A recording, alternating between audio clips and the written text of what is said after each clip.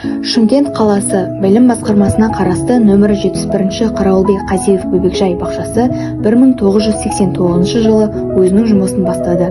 Балабақша ғимараты 2 қабатты типтік үлгіде салынған. Бөбекжай бақшамызда 14 топ жұмыс жасап, оның қуаттылығы 320 орынды қамтиды. Тәрбиелеу мен білім беру процесін 34 педагог атқарады. Олардың ішінде білікті де білімді 8 педагог зерттеуші, 11 педагог сарапшы, 14 педагог модератор және 1 педагог жас маман жұмыс жасайды. Еліміздің қоғамдық өмірінде болып жатқан әлеуметтік-экономикалық өзгерістер білім беру жүйесіне, соның ішінде мектепке дейінгі тәрбие мен оқытуға сәйкесті өзгерістер енгізуді талап етеді. Сондықтан да бүгінгі мектепке дейінгі білім беру жүйесіне, оның сапалы мазмұнын жаңғырту мәселелеріне айрықша көңіл бөлінуде.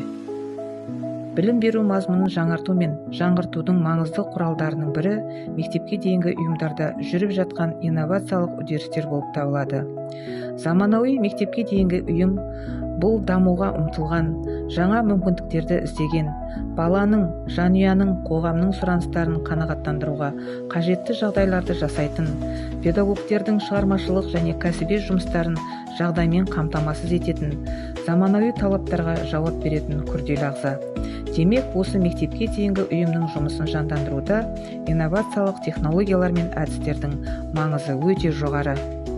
Бүгін балабақшаны кез келген заманауи мектепке дейінгі ұйым ретінде инновациялық технологияларсыз елестету мүмкін емес.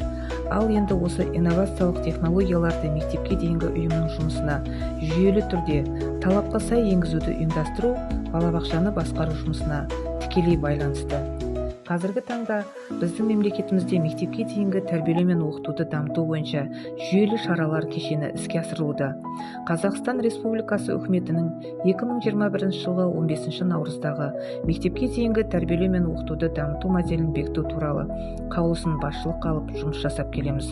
Осы модельдің және Қазақстан Республикасы оқу-ағарту министрінің 2022 жылғы 14 қазандағы 422 бұйрығы мектепке дейінгі тәрбие мен оқытудың үлгілік оқу бағдарламасы негізінде бөбекжай бақшамызда түбегейлі өзгерістер жасадық. Модель мен бағдарламаның мақсат-міндеттерін ескере отырып, заттық кеңістіктік дамытушы орталарды қайта қалыптастырдық.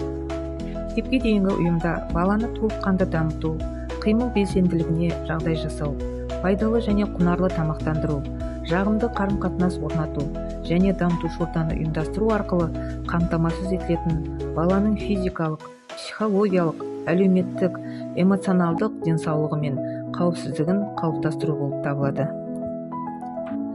Мектепке дейінгі ұйымда әдістемелік жұмысты ұйымдастырудың инновациялық үлгісіне көшуге, мектепке дейінгі ұйымның бәсекеге қабілеттілігін арттыруға бағытталған үздіксіз дамуын қалыптастыруға, ұйым жұмысының сапасын арттыру үшін мектепке дейінгі ұйымда инновациялық білім беру кеңістігінің үлгісін жетілдіруге, өзінің кәсіби деңгейі мен біліктілігін арттырушы педагогтардың санын арттыруға, педагогтардың инновациялық педагогикалық тәжірибені аудандық, облыстық, республикалық деңгейлерде жалпылау мен таратуға белсенді қатысуға, заманауи білім беру технологияларын меңгерген педагогтардың деңгейін арттыруға жұмыс жасап келемін.